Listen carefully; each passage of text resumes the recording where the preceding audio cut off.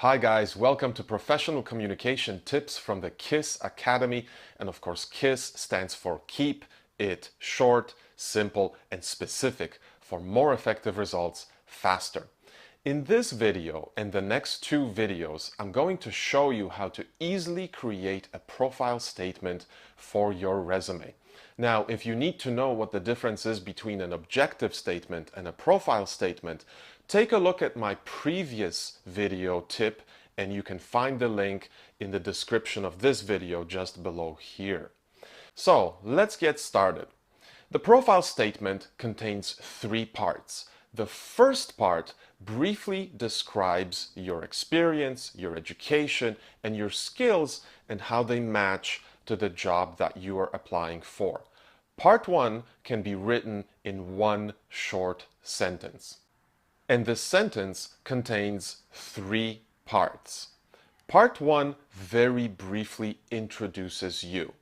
So, if you have work experience, you can begin something like this: a dedicated professional, or a focused professional, or a reliable professional. Now, dedicated means you're loyal. Reliable means people can depend on you. And focused means you're goal-oriented. You can use any of these adjectives. For new graduates, you can start your profile statement something like this: a recent graduate with a diploma in business communication, or a recent graduate with a degree in environmental engineering. And if you're still a student, you can start something like this: a young professional working towards a degree in business administration, or whatever you're studying.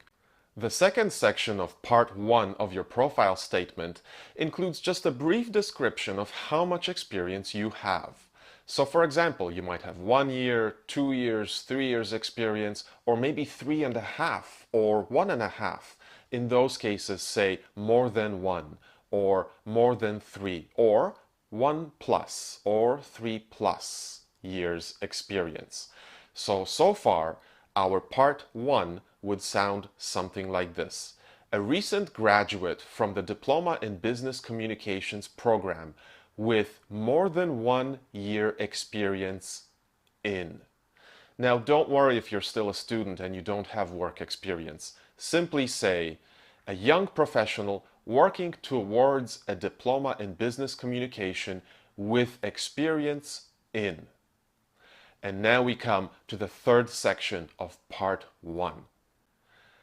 And the third section includes a description of what you have experience in. Now, this is a very important part because we want to make sure it matches the type of job that you're applying for. So let's say you're applying for an administrative assistant job.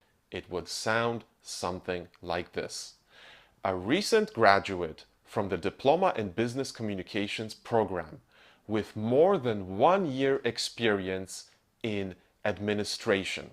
And if you don't have that specific job experience, don't worry. Just list some of the tasks or things that you have done that are related to the type of job.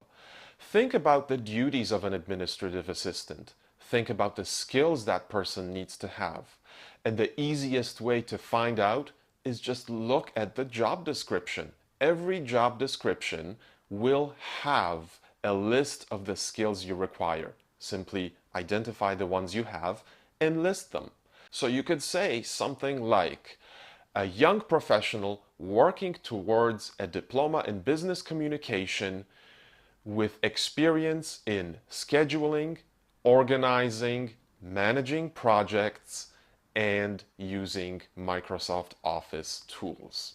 This concludes part 1 of our profile statement, but wait, don't go yet. There is homework.